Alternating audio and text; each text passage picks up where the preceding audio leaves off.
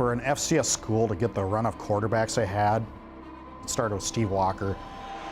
Walker pulls it down, fires in the end zone, touchdown!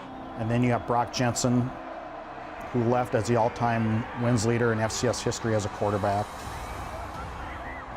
Then a guy named Carson Wentz. Up the middle, it's Wentz at the 15. Wentz attack at the 10. Touchdown, Carson Wentz. And you're thinking, okay, Wentz is gone. Good run. It was a nice run of quarterbacks. And here comes Easton Stick. Well, he ends up becoming a draft pick of the Los Angeles Chargers. Easton Stick. Trey Lance. Again, a highly recruited kid, but you really don't know how he's going to pan out. And what does he do? He turns in the greatest season in the history of FCS football for a quarterback. Take off and run. Putting it back inside the 10. Lance into the end zone. Touchdown. No interceptions, leads the team in rushing, unbeaten season, wins 2 major awards. It's going to be hard to top that. But what was amazing is that so many other schools around here, some of the bigger programs, did not want him to be a quarterback. They recruited him to be a defensive player. And he was North Dakota State's first commit. And look what it's led to. This guy's been unbelievable. My name's Trey Lance. I'm a quarterback at North Dakota State. Originally from Marshall, Minnesota. I wanted to be a quarterback. I knew I was a quarterback from probably the time I stepped on the field for real. My sophomore year, I kind of knew that's what I wanted to do. If I was going to play college football, was be a quarterback. And I honestly took a little bit of offense to it when I was labeled an athlete, whatever, you know, just because I was an athletic kid that could play quarterback. I think, I don't know if it's frustrating, but I definitely notice it. It's definitely something that I want to change, but I know it's never going to go away at the same time.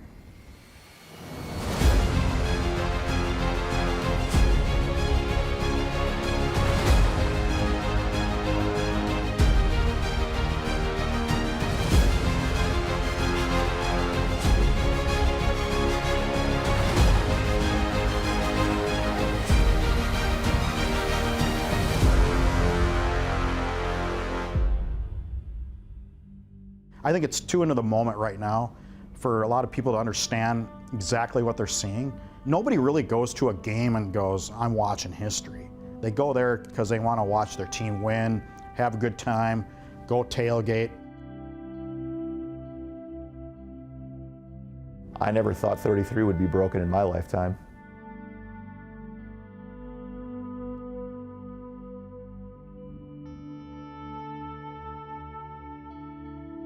It's been remarkable to see in the same decade by the same program.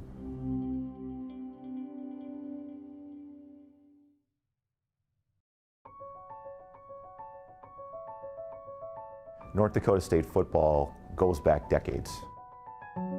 It was such a source of pride for the community, for the university. And as the program continued to evolve, they just continued to stack winning season on top of winning season. And no matter who the coach was, the machine just kept rolling all the way through the Division II days.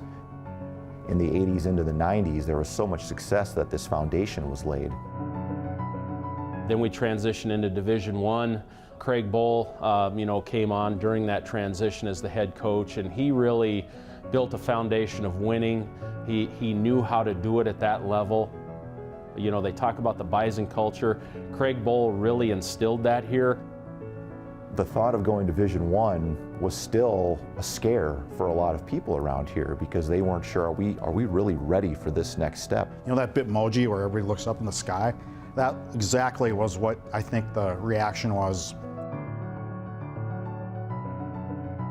The program had some success early. Well, there's 2 things that happened. One was in 2003. As a Division II school, NDSU went out to the University of Montana. Grizzlies at the time were the benchmark for 1AA football. And we're all thinking, okay, this game's gonna go 49-7, 56-5, or something like that. Snyder gets it up, and it is wide right. NDSU has just upset the Montana Grizzlies. 25-24, the Bison have done what very few have to the Montana Grizzlies. And that was sort of the, I would say, the jumping off point for the wave of enthusiasm for Division I athletics. And this is, I would think, another jumping off point when the Bison beat the University of Minnesota. Play action fake. Touchdown Bison. They sent Fashal in motion. Jangula out of Williston, North Dakota. And then all of a sudden you started to see people start to change the way, I think, the way they looked at themselves. When people see games, see the excitement, and then their success on the national level, the whole state feels a part of it. And I think that's when Bison Nation grew into this massive unit that it is here today, when they had access to it and everyone felt a part of it. Tailgating is massive. So it's become an event more than a game. It's really been something to see how this community has just become so nuts and so gaga over this university and this athletic program. They draw people from around the region. So in a sense, your big time sporting event is Bison football. All the alumni became very prideful, and then all of the winning started, and it just wrapped into this big mass of people that we call Bison Nation today. It's fun to recruit kids who grow up wanting to be Bison and talking about when they were 5 and 6 years old, coming to games and wearing the uniform and dreaming of being a Bison. That's a unique opportunity that I have as a head football coach. I want kids who want to be here and who want to be successful and get their degrees. Guys who've been captains, guys who've played multiple sports, guys who are in some sort of leadership role at their high school, in their church, in their community. And this program has figured it out on recruiting. I don't want to say mastered it because nobody ever masters recruiting, but pretty close. What they do is they take this mix of these tough kids from a lot of times smaller communities that they develop, they can throw some pounds on them. And then they'll bring in some speed guys from maybe Florida or Texas. I think one thing when they made the Division I move, everybody thought, okay, there's the end of any players from North Dakota ever playing at NDSU football. Almost the opposite is held true.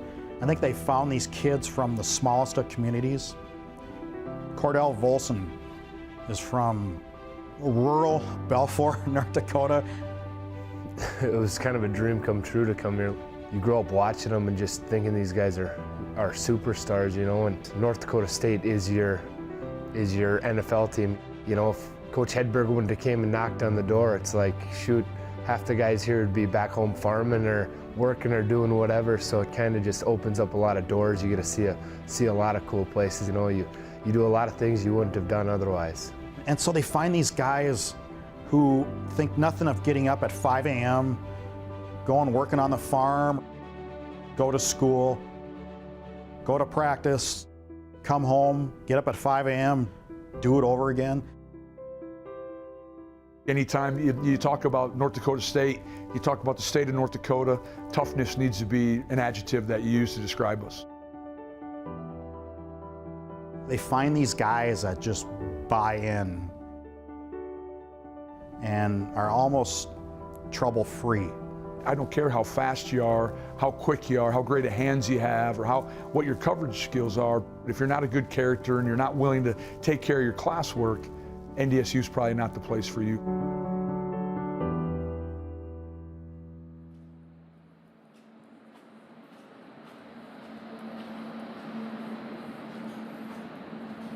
Jim Kramer, he's the strength coach, and I think he's one of the best in the country, and he's been the one constant through all the head coaches, and he builds a relationship with the players, I think, that's stronger than most strength coaches. He's almost a coach himself.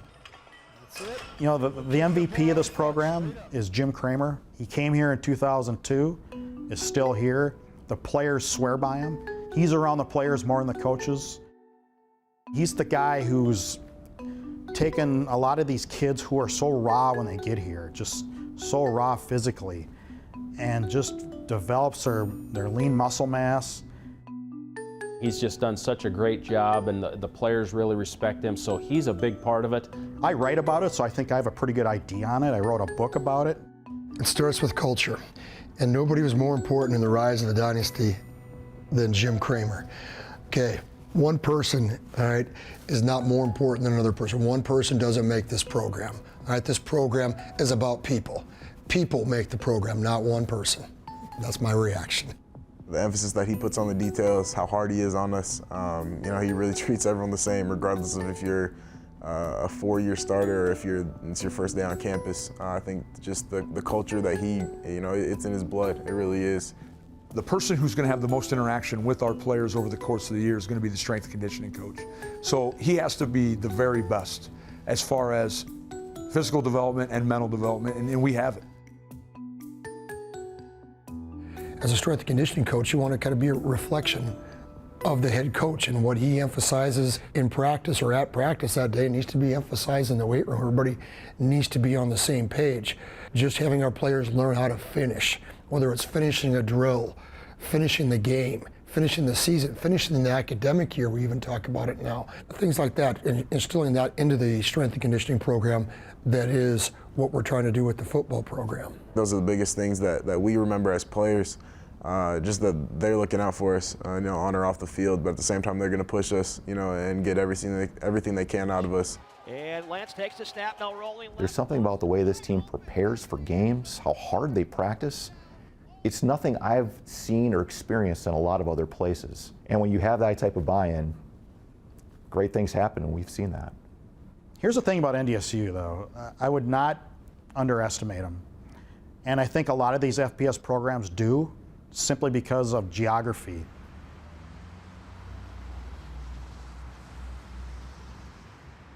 You're in Fargo, North Dakota.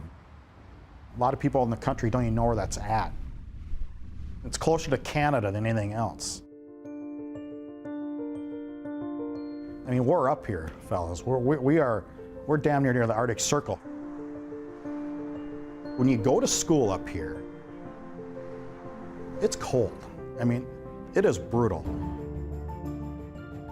Sometimes in the winter, you get those Alberta clippers, it just takes your breath away. And I don't know if that develops some sort of bond with people at this university. Like, yeah, I graduated from NDSU and I survived it too, because you can die walking to class if you're not dressed right.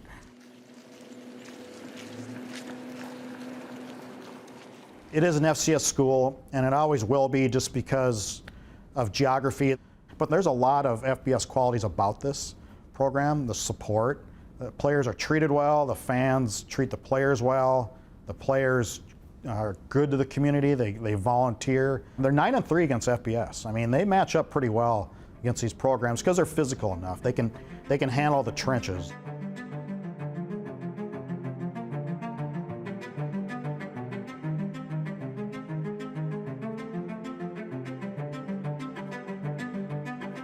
There's a lot of FBS schools who will not return the 701 area code number.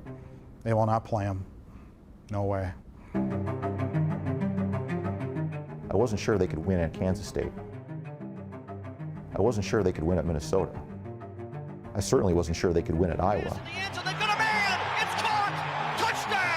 But every time that there's some sort of doubt, this team just continues to say, no, we can compete with anybody.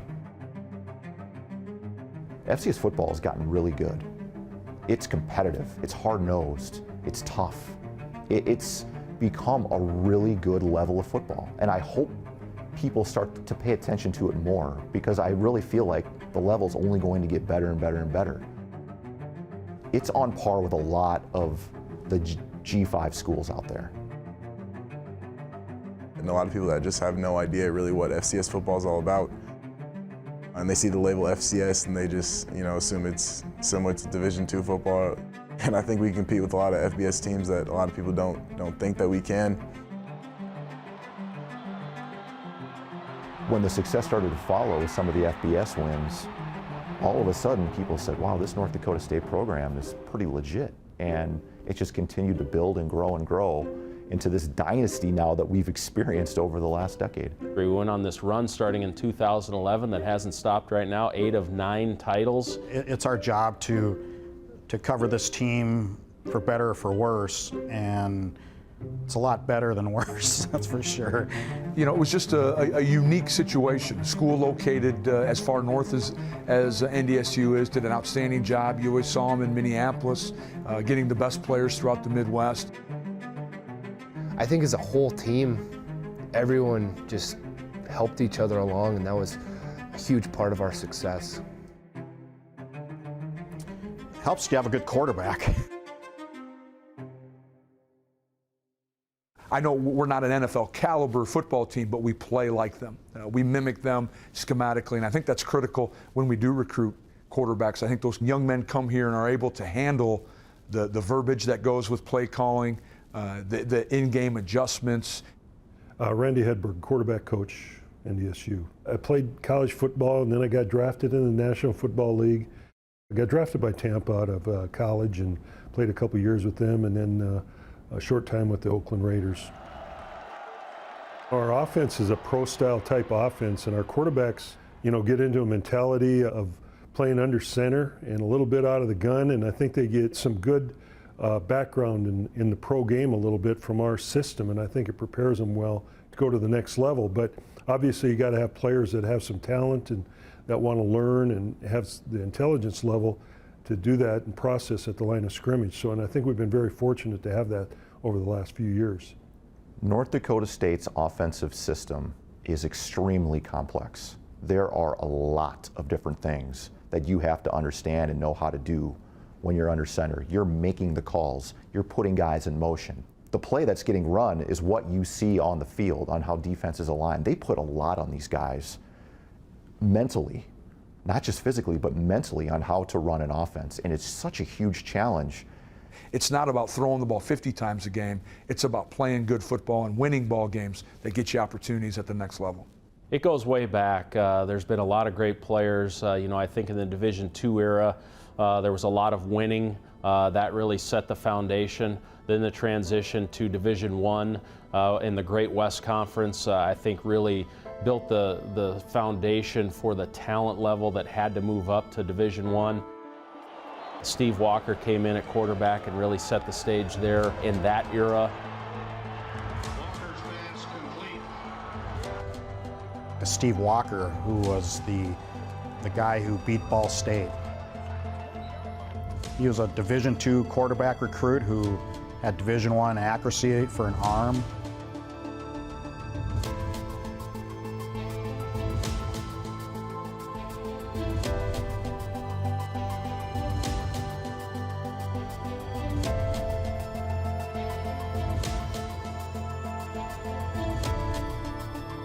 Brock Jensen came in 2010 right in that spot. We were kind of struggling at the quarterback position a little bit right then, and Brock Jensen came in and stabilized it, and he did it with leadership and toughness. The quarterback position at NDSU, it's not just a drop back passer. They have to run the ball, they have to know the system very well. So Brock started that, and then the winning started.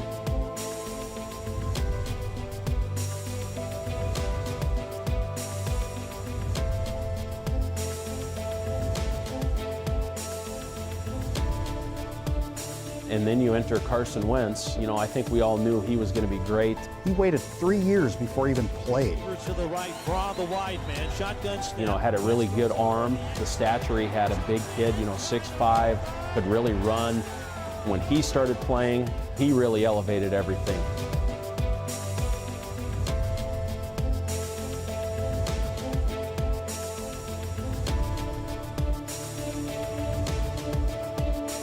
Then you go to Easton Stick. He was a different kind of quarterback, more of a running quarterback, but he developed into a great passer because of Randy Hedberg.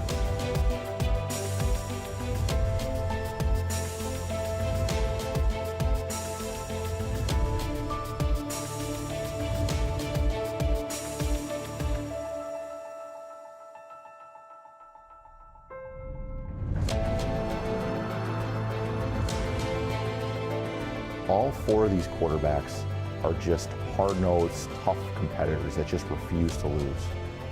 They're guys that would run through brick walls if they had to win a game. Yeah, you're not going to be one of those quarterbacks that throws the ball 30, 35, 40 times a game. We may only throw it 18 times. but we still need you to run this offense. We still need you to pick up big third downs.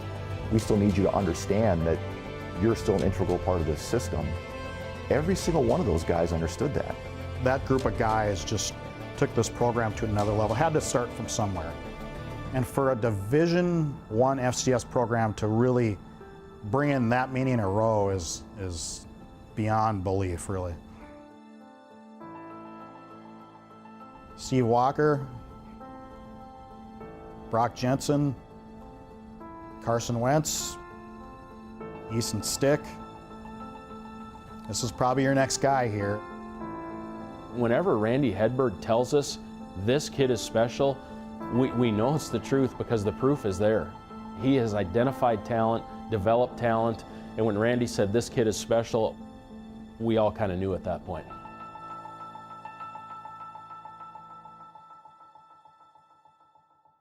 Well, Trey attended our summer camp between his sophomore and junior years, and then again after his junior season. You noticed the athleticism right away and the size, and he had the ability to throw the football across the field. Those are things I saw with him. And then I watched him play basketball during his senior season, and I saw the competitiveness that he had and all, and I think that was the thing that stood out to me the most. First time I saw Trey Lance was when he came in as a true freshman late in the game, and I think he took like a quarterback run up the middle. Lance maybe changing the play, takes a snap, Lance will throw it, steps up, now he'll run. There goes And Lance. just sprinted by guys like they were just standing there.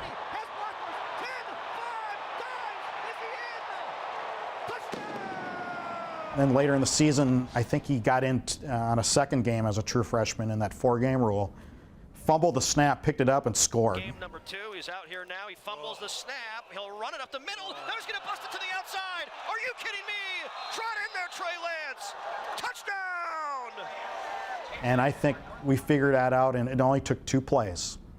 That this guy was something pretty special. But what was amazing is that so many other schools around here, some of the bigger programs, did not want him to be a quarterback. They recruited him to be a defensive player. We don't think you can be a quarterback at our level, but we think you can still help us at our level. Where North Dakota State is like, hey, you come here, you be our quarterback. We believe you can be a quarterback and excel at that position. And you saw it even in his redshirt freshman year. And he's short, or did he stay on his feet? Touchdown, wow! I always felt on the inside like I'm a quarterback since I started playing it. And I honestly took a little bit of offense to it when I was labeled an athlete, whatever, just because I was an athletic kid that could play quarterback. It's still to this day, I think that people get it mixed up, whether that I can't throw the ball, little things like that. I don't know if it's frustrating, but I definitely notice it. It's definitely something that I want to change, but I know it's never going to go away at the same time. Well, I didn't know what other schools were reaching out to him in regard to a position. I knew I liked what I saw when I watched him throw in person at our camp, and then when I went down and saw him throw in the spring prior to his senior year.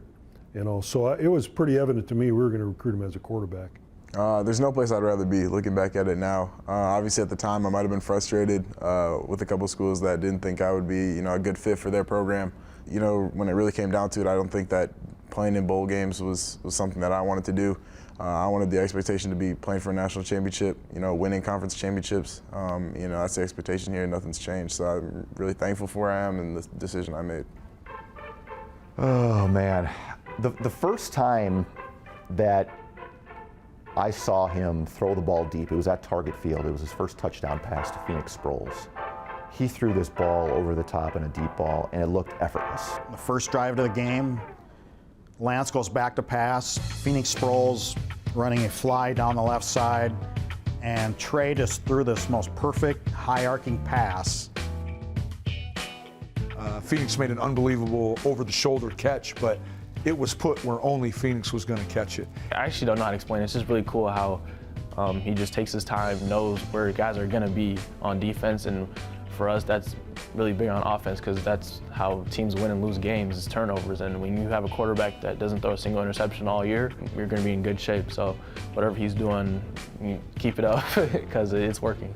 The play, to me, where you really saw him shine and you saw his toughness and just how special he was was against UC Davis on a touchdown run. He tucked it and ran, and this UC Davis defender came up, a very good tackler. Trey lowered his shoulder, boom!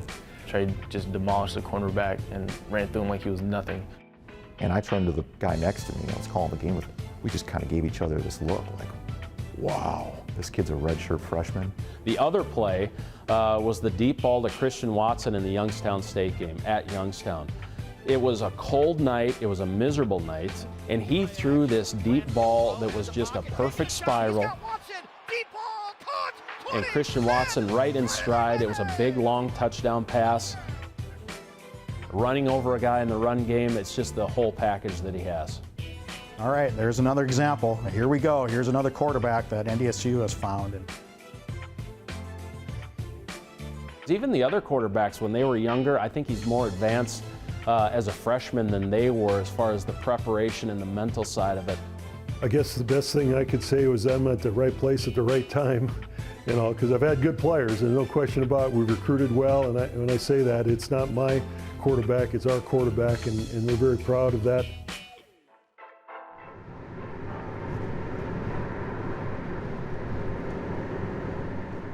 My name is Angie Lance. I have a husband, Carlton, and 2 sons, Trey and Bryce. We live in Marshall, Minnesota. Nearest city is about 90 miles, and that'd be Sioux Falls. Our community is extremely supportive. Specifically, when you talk about football, our varsity team gets to play out at the college facility, at SMSU's facility. They have a beautiful turf field, beautiful stadium, great place to have the opportunity to play.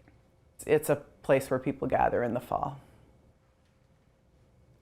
I don't know if I realized that Trey was going to be as successful as he has been. We are very realistic with the kids, and so Trey was a freshman in high school, and we had overheard him telling people that he would like to play a Division I sport someday. And I may not have played a lot of sports, but I've been around sports my whole life. I really try to be supportive and only talk about the positives, but when I heard this, I really felt like it was our job as parents to sit down and talk with him about that goal and have a kind of a reality check. Because if it's a goal, Trey, there is going to be hard work to be done and a price to pay and a lot of sacrifices to make, and it starts now. As a dad, I wasn't comfortable at the time, you know, the injury things and stuff like that, concussions and stuff, you know. It was kind of a holistic approach of looking at, you know, hey, you don't know, you know, maybe baseball or you know, these other sports. We just kind of role played, like, in 3 years from now when you're a junior, that's when you're going to be starting to see people your age getting these phone calls where they're being offered a Division I scholarship. You know, how are you going to feel if that's not you? And if it's not you and you're okay with that, that's your dream, not mine. I know you're going to be successful with whatever you choose to do.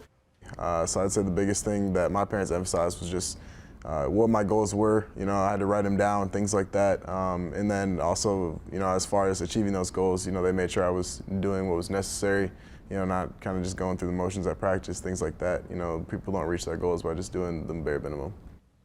Compete.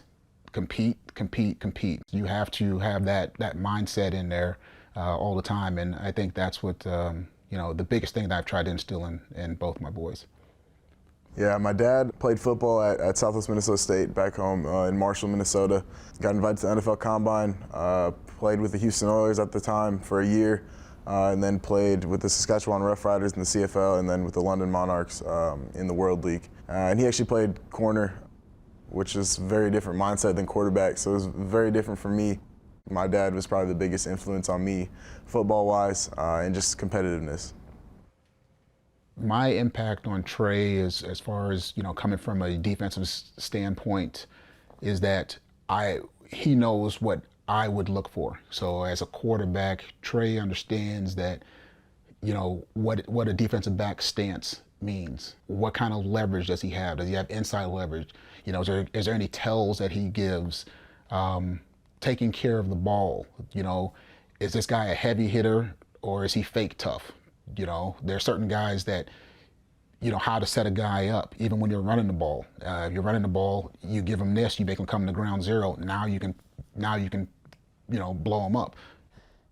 As a family, we're definitely a competition family, so me and Trey have definitely had those typical brother backyard fights, those brawls.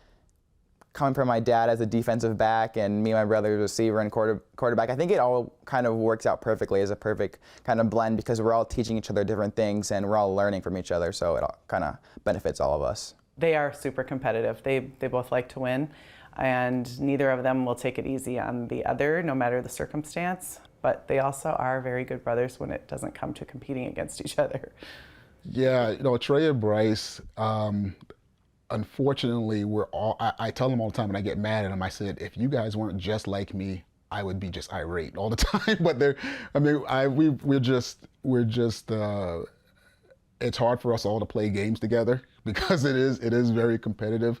Yeah, me and my brother are still, he's probably one of the toughest competitors to this day that I know. I'll never admit that I'll lose to him anything, but he's starting to grow up a little bit, so he's starting to catch me. I'll give him that.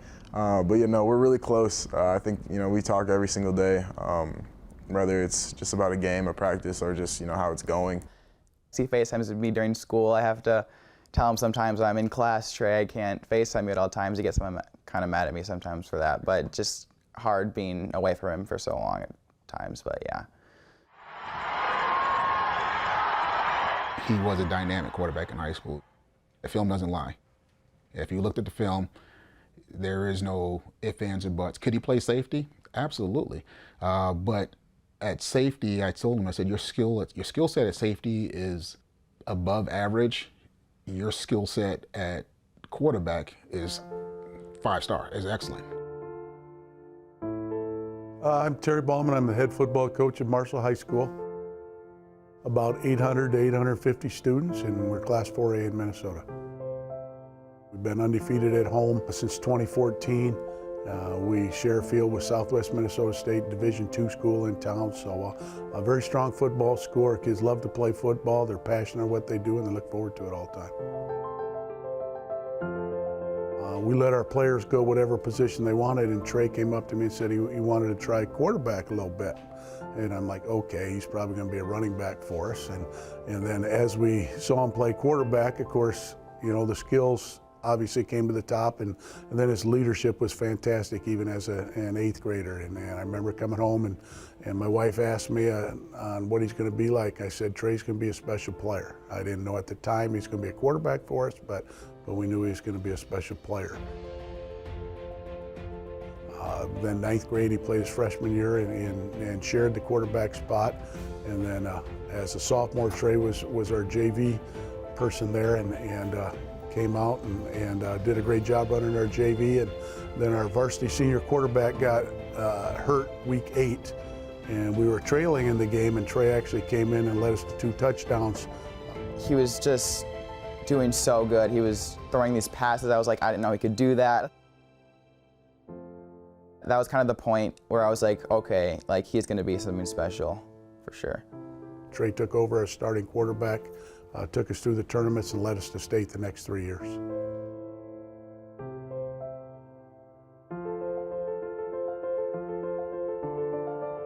I didn't know if college football would be an option for me. Well, you know, I wasn't playing my sophomore year. I was thinking, man, I got 2 more years. You know, I'm praying that this is going to be my opportunity. And then obviously that came. Went 3-0 in playoffs, made it to the state tournament. I think that was kind of when, you know, maybe recruiting was, you know, seemed realistic for me. I had a heart-to-heart with him and said, hey, you need to know your worth. You need to know who you are. You already got the height, you're 6'3", you're 210 pounds. You can project out 6'5", 225, but you have to understand what you want to be. And I think from that night on, he was like, yeah, I'm quarterback and that's it. And so that kind of cleared up our picture of who actually was going to recruit him and,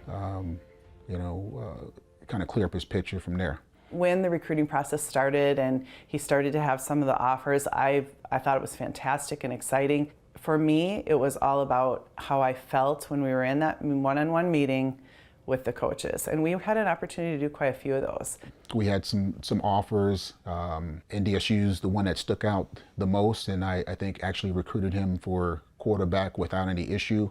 That's what they wanted him for. The other schools said, yeah, we want you to come here, we want you to throw, but we also want you to backpedal. Well, when the other schools came in and talked to Trey about being a linebacker, defensive back, we knew it's something we didn't want to do. We didn't want to go that direction, so we were focusing on quarterback. And, NDSU had a great offer there. When recruits come on campus and I get an opportunity to sit down with them, and if they're one of those young men that we decide to offer, I often talk about the Bison effect that's about to happen. Meaning the minute they walk off the campus and they make it public that they've received an offer from NDSU, don't be surprised if FBS, Power 5, other FCS schools make an offer and you may not know exactly who this team is or who the coach on the other end is. There were some other FBS schools that were putting the full court press on him very late in the recruiting process before he signed in December. And fortunately, North Dakota State was able to hang on to him. I think the thing that separates us, and we'll continue to do an unbelievable job, is the relationship building that we try to create in our recruiting. We're recruiting families, we're recruiting young men that understand that this is going to be a huge part of who they end up being down the road. They do a great job recruiting. They look at all of our kids and they give us an honest evaluation, and that's what we're looking at as high school coaches. And I think the work habits they've developed and sustained over the years is what keeps them on top. And I might not have understood all the words, the kind of offense they run, or how they'll use him. But what I did know is that they told Trey why they wanted him, not why he should want them.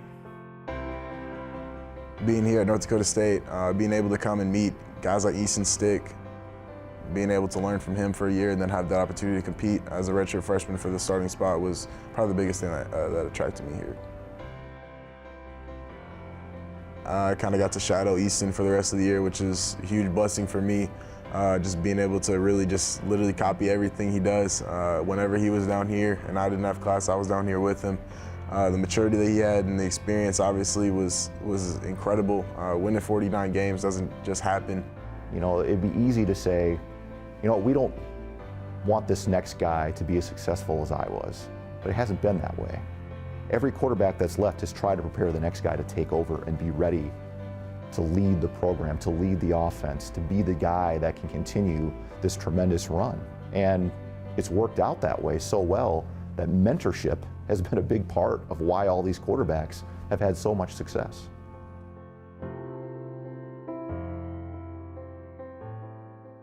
Had we written a story or written a script for the season, we never could have dared. We never would have dared write how it turned out. We knew there was going to be a lot of differences from the year before. New coach, new quarterback, Easton, FCS leader in wins. We're going to replace him with a freshman quarterback. What's that going to be like? Personally, in college, I want to have a shot at a national championship. And I think the playoff system is great for that, for teams that, maybe people don't think have a chance, people don't think are good enough. They really get that opportunity rather than just, playing in a bowl game. But FCS football is good football, and anyone that says otherwise should check us out on Saturdays.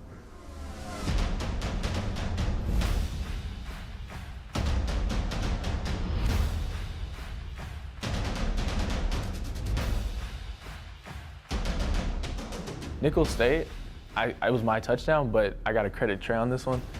It was a sweep, jet sweep, and Trey was actually my lead blocker, and it was actually a key block for me. I believe he was a linebacker. Trey blocked him, threw his head in him a little bit, got just enough of him for me to run down 50 yards of scores.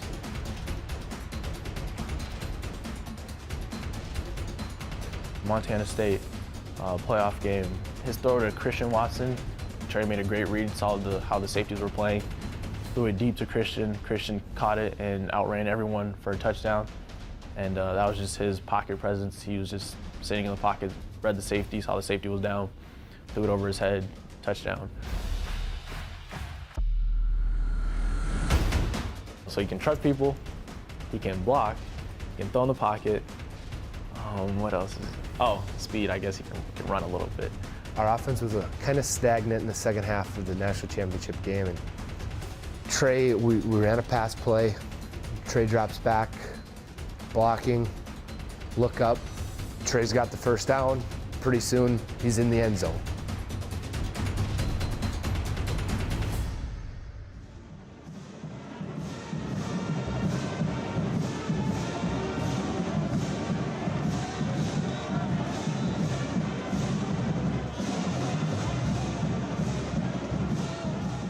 I think a lot of people sampled FCS football in Frisco this year, and Trey was fantastic. But as far as the no interceptions, I think it's like a perfect game in baseball. It's probably even more impressive than that. There's been around 20 of those in the history of baseball. I don't recall ever seeing a quarterback not have an interception all year. His ability to just know, okay, here's where we get greedy, here's where we don't get greedy. That's what separates him from so many other freshmen. And I think ultimately that's why he had so much success not turning the football over. He read the right things almost every time, and he didn't try to force things. And that's very uncommon for a young quarterback to make those decisions. In 2019, Trey won the Jerry Rice Award, which is the Freshman of the Year for the FCS. That award just really resonated with me, personally, just because of the, Jerry Rice, of who he was, and, especially my generation, to have his name, attached to that award was just phenomenal. He also won the Walter Payton Award, which is the best offensive player in the FCS. As a freshman, nobody has ever accomplished what he's accomplished at this level of football. It's never happened before. They've never had a Walter Payton Award winner as a quarterback, as a freshman in FCS before.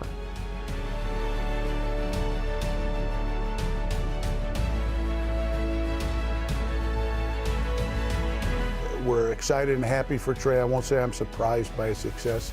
Maybe the 28 touchdowns, 0 interceptions is an amazing stat, but we knew he was going to be successful. He's just driven as a person and as an athlete, and his character always comes to the top.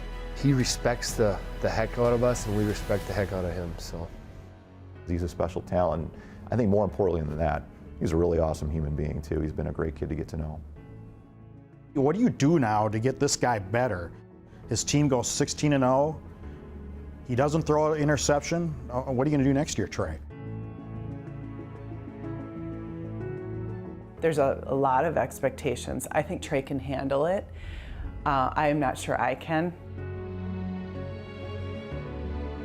I think it's every kid's dream that's playing, college football, especially at the Division I level, to play in the NFL one day.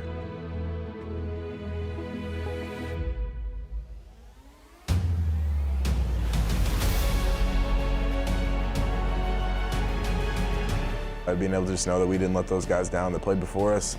We wanted to play to impress those guys, honestly. All of them were winners. Every single one of these kids they brought in had so many of the integral parts of leadership away from the field. They understood what it took to get the rest of their teammates to follow them. They've had great friends, they've had great experiences, they got an education, and I haven't even talked yet about winning football games.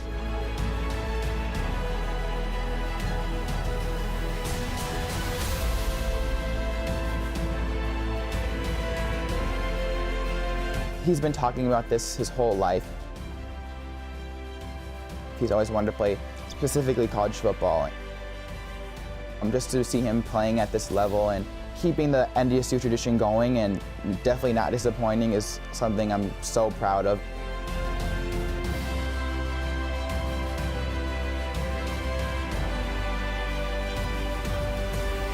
"15 years down the line, 20 years down the line, you look back and go, wow, that was pretty good, wasn't it? That was pretty good.